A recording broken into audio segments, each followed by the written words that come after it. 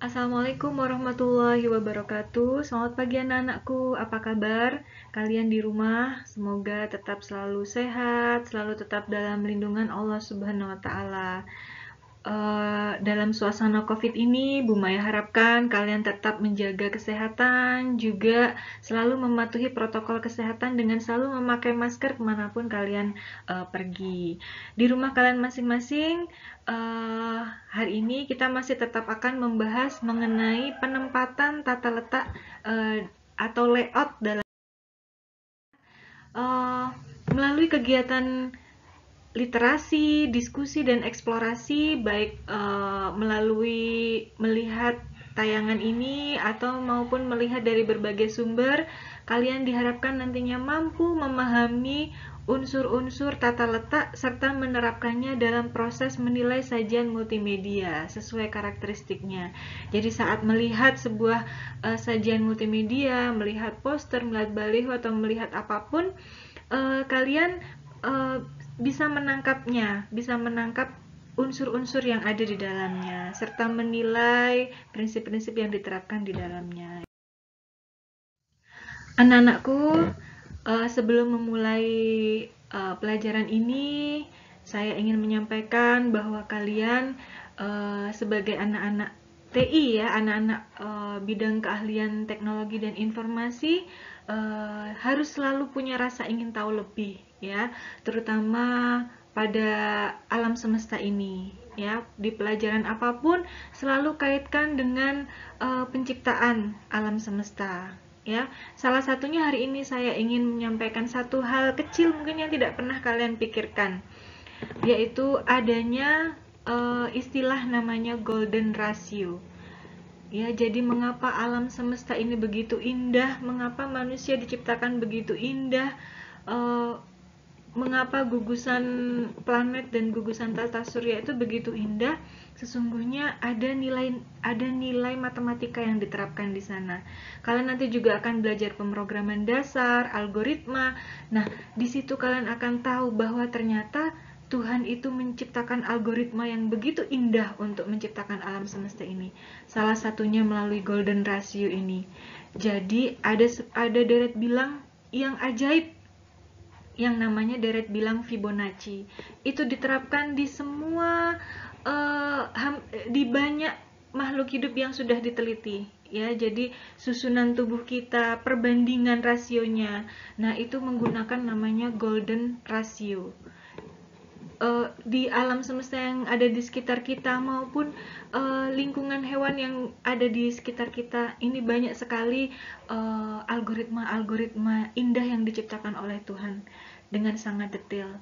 Karena itu kembali lagi saya mengingatkan, kita sebagai makhluk hidup, mari kita tingkatkan rasa keimanan kita kepada Tuhan, dan juga kita harus selalu menjaga tatanan yang sudah dibuat oleh Allah Subhanahu wa Ta'ala. Jangan merusak, perindahkanlah selalu dirimu dan lingkungan yang ada di sekitarmu. Nah, sehingga harus nyambung antara pelajaran ini, pelajaran desain grafis ini, dengan nilai-nilai spiritual yang kalian percayai, anak-anakku. Untuk hari ini kita akan membahas beberapa unsur yang lain sebagai lanjutan dari pertemuan yang minggu lalu ya. Unsur ketiga yaitu tipografi atau huruf ya.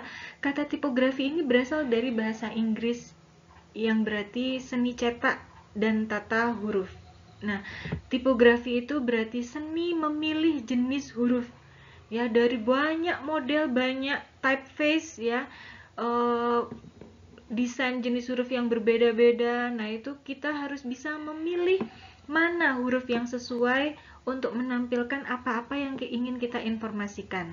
Misalnya, kalau ingin membuat undangan ulang tahun untuk anak-anak, kita pilihnya jenis huruf yang bagaimana? Membuat surat untuk sekolah misalnya, huruf yang dipakai itu cocoknya seperti apa. Nah, di sini kalian akan dilatih kepekaan kalian untuk bisa memilih, menggabungkan huruf dengan elemen desain yang lainnya ya.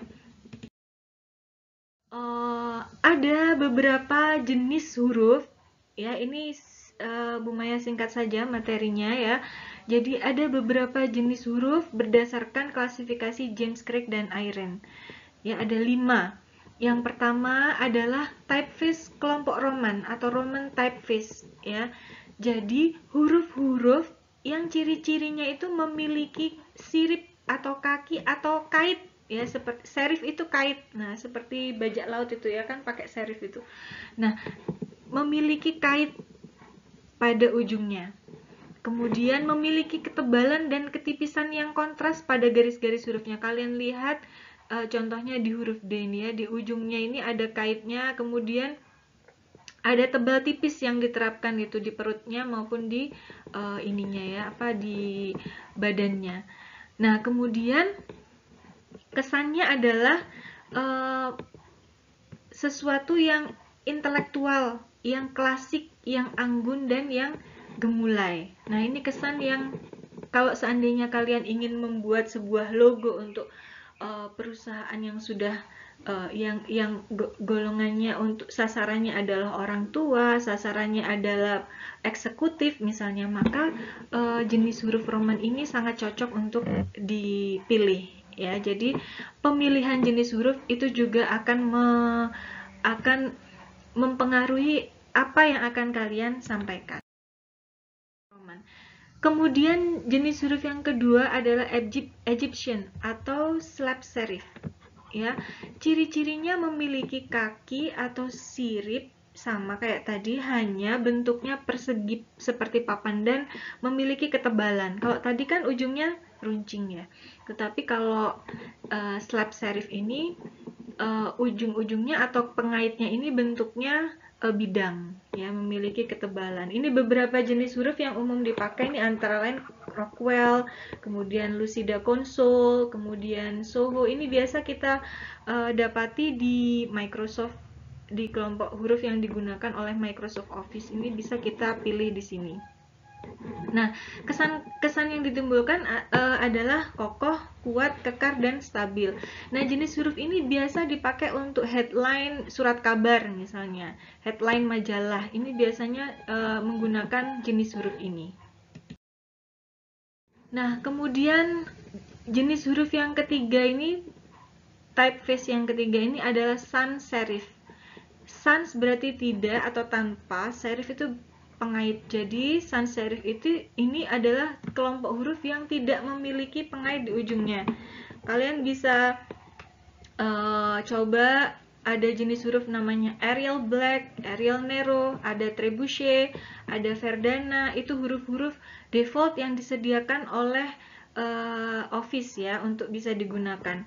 Nah, kalian sebagai anak multimedia harus paling tidak menghafal beberapa huruf penting yang sering kita gunakan. Di antaranya tadi itu yang serif dan sans serif ini yang umum kita gunakan adalah ini salah satunya ya, dihafalkan ya.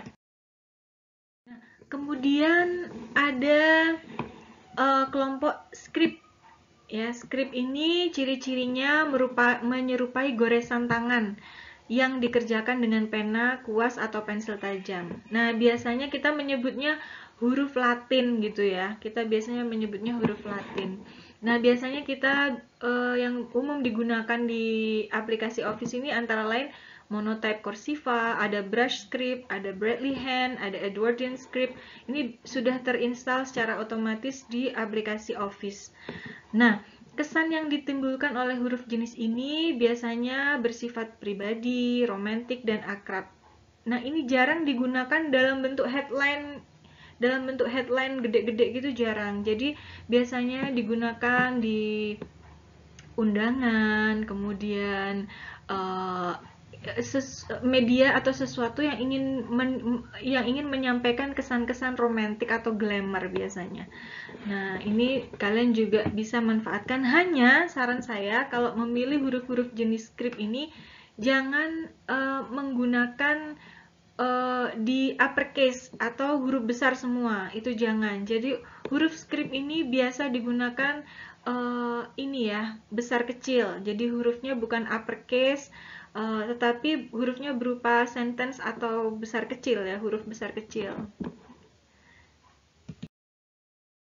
Nah, kemudian yang kelima adalah typeface berjenis miscellaneous, yang artinya huruf-huruf, kelompok huruf yang tidak termasuk 4 kategori sebelumnya.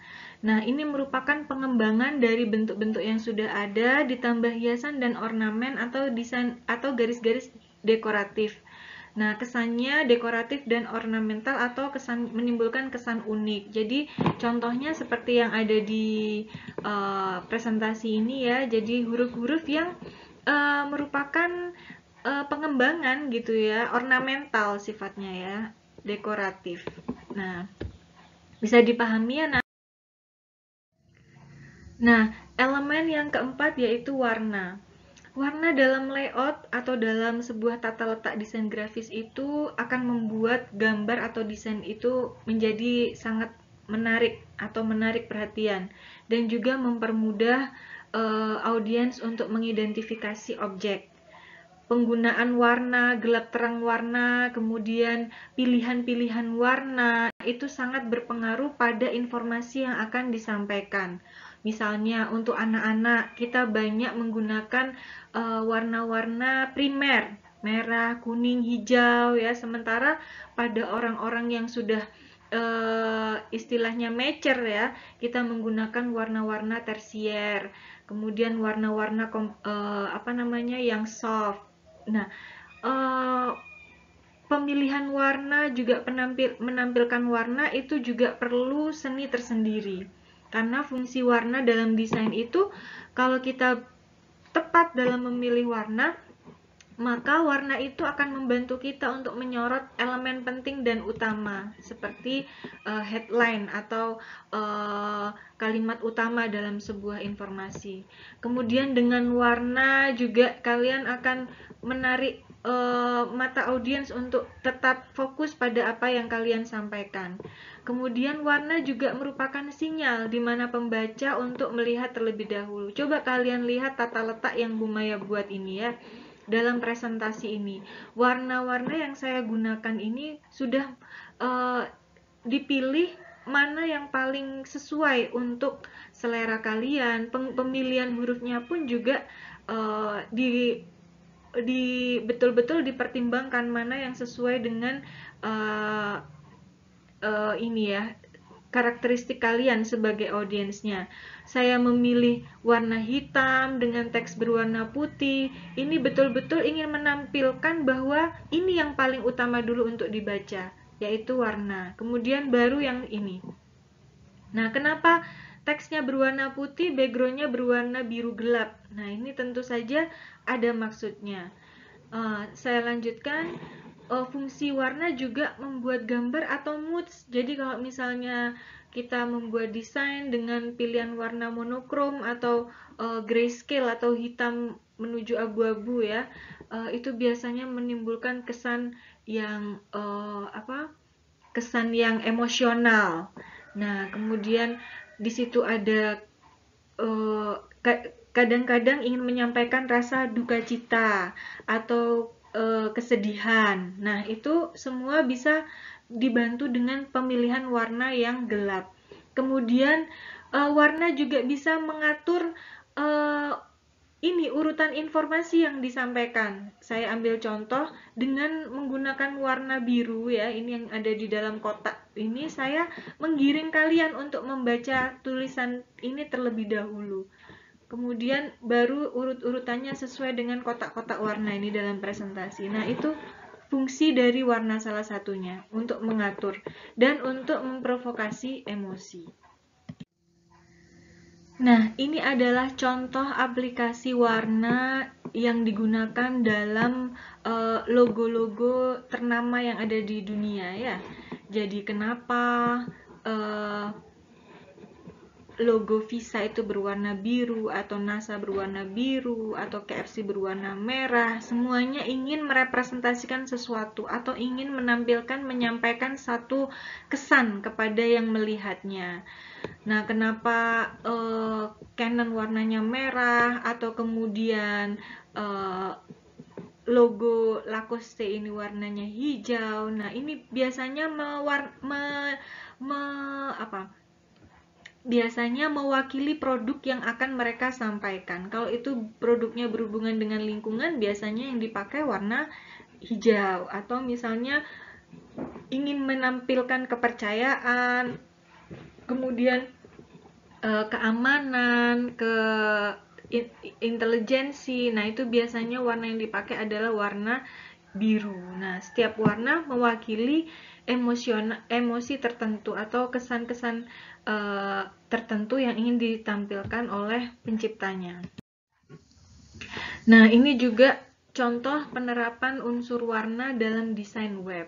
Ya, jadi tidak harus semua desain itu colorful atau penuh warna, tidak harus. Tapi kalau misalnya kita perlu di sini warna putih, gunakan saja warna putih berdampingan dengan warna lain. Penggunaan warna ungu di sini, kemudian pilihan teksnya berwarna hitam, sementara untuk tulisan konten ini berhimpit dengan bidang warna ungu. Ini semua ada maksud dan tujuannya. Ini kalau dipisah, kita membacanya bisa powerful creation atau bisa juga jadi satu powerful content creation. Jadi semua punya misi yang ingin disampaikan oleh penciptanya. Nah, unsur tata letak yang kelima yaitu unsur gelap terang atau dalam bahasa Inggrisnya kita menyebutnya value. Ya, gelap terang merupakan keadaan suatu bidang yang dibedakan dengan warna tua untuk gelap dan warna muda untuk terang yang disebabkan oleh perbedaan intensitas warna atau karena pengaruh cahaya. Jadi lightness ya, brightness and lightness-nya itu dalam sebuah desain itu sangat berpengaruh. Ya, fungsi gelap terang dalam desain ini bisa membantu untuk menampilkan kesan kedalaman. Kemudian membuat efek 3 dimensi. Dan yang ketiga, memperjelas kontras. Nah, jadi khususnya gelap terang dalam pilihan warna itu juga sangat berpengaruh pada pesan apa yang ingin disampaikan. Nah, biasanya ini bisa kita lihat dalam desain. Ini saya ambil contohnya. Coba kalian perhatikan gambar di samping. Coba kalian rasakan unsur gelap terang yang ditimbulkan dari perbedaan warna yang digunakan. Nah, ini kita ambil contoh grey-nya ya, atau abu-abu atau hitam ya. Gradasi dari warna abu-abu ke warna hitam ini ada beberapa lapis yang menimbulkan kesan kedalaman. Dan juga ada satu center ya, atau satu titik empasis atau titik pusat perhatian pada lingkaran ini ya. Pada lingkaran merah ini yang membuat satu titik fokus, yaitu dia ingin menyampaikan bahwa ini adalah tren desain grafis di 2019. Jadi penggunaan warna-warna monokrom tetapi juga kontras dengan warna-warna primer. Ini kemudian penggunaan permainan gelap terang warna ini adalah tren tahun lalu ya. Jadi seperti ini. Kemudian unsur yang keenam yaitu tekstur. Tekstur adalah sifat pada permukaan suatu benda. Tekstur bisa berupa kasar, lembut, licin, berpori, mengkilap, dan lain-lain. Nah, jenis tekstur yang bisa ditampilkan dalam layout desain grafis ini ada dua macam.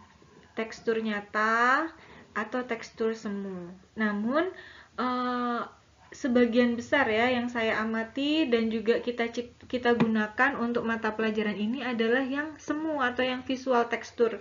Nah, ini bisa kita ciptakan dengan menggunakan efek-efek visual. Baik nanti kalian menggunakan Photoshop, menggunakan Corel Draw, itu sudah disediakan gimana cara untuk memanipulasi tekstur untuk memunculkan kesan-kesan visual. Contohnya, kalau misalnya kita menggunakan tekstur bebatuan ini, kesannya ekstrim atau macho gitu ya, kesannya sangat hard gitu ya. Nah, sementara untuk tekstur yang nyata ini biasa digunakan secara live art ya, artinya secara langsung. Jadi harus benar-benar diraba, ada teksturnya.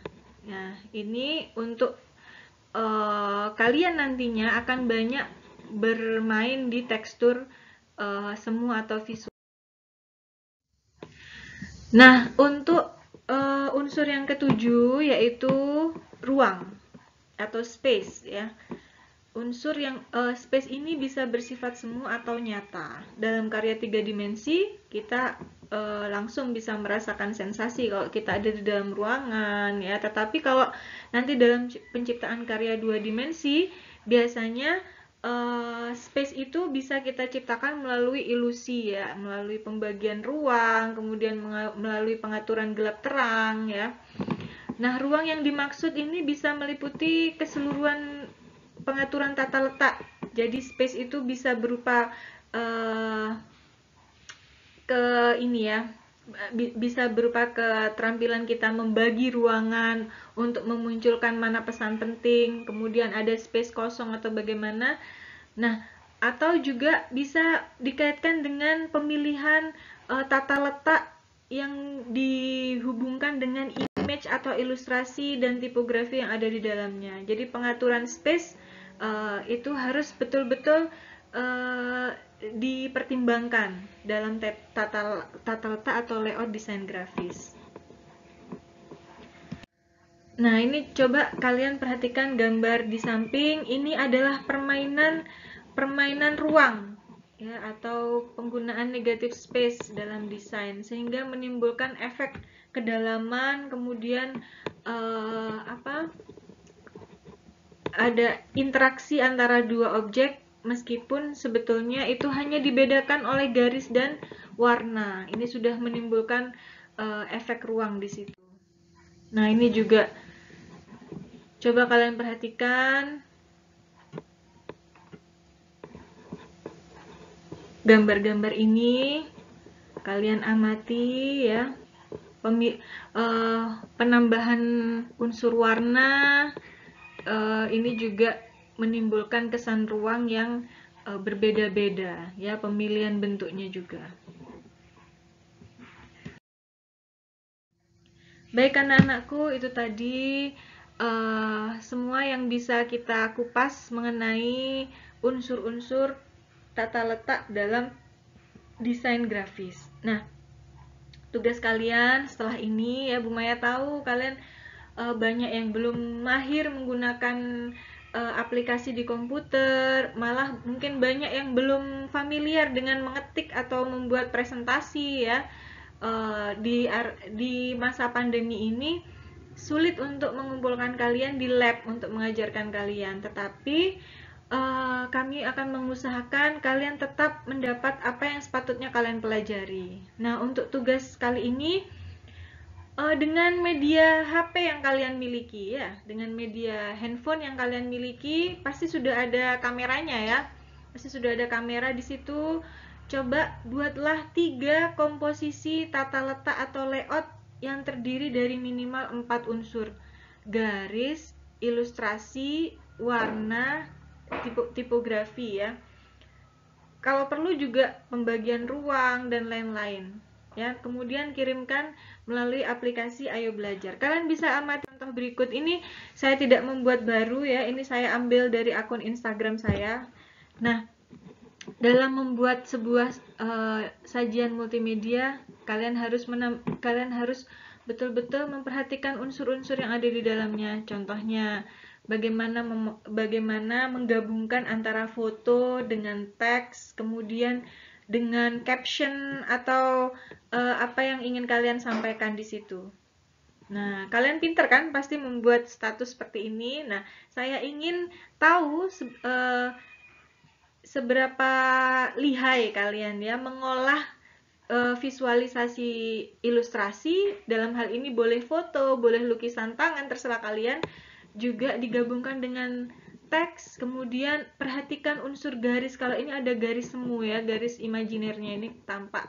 Nah, bagaimana kalian padukan unsur-unsur tata letak ini sehingga menjadi sebuah sajian visual yang indah gitu ya.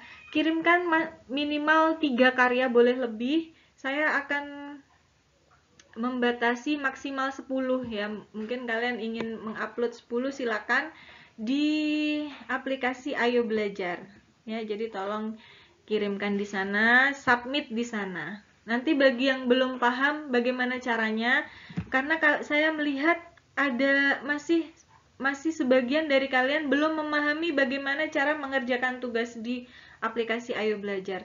Tolong bagi yang kesulitan segera menghubungi Bu Maya.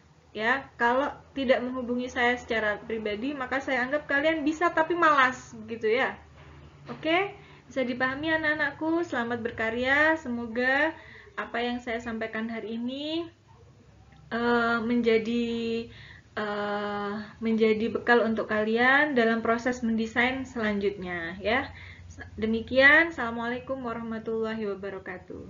Stay safe ya, bye bye.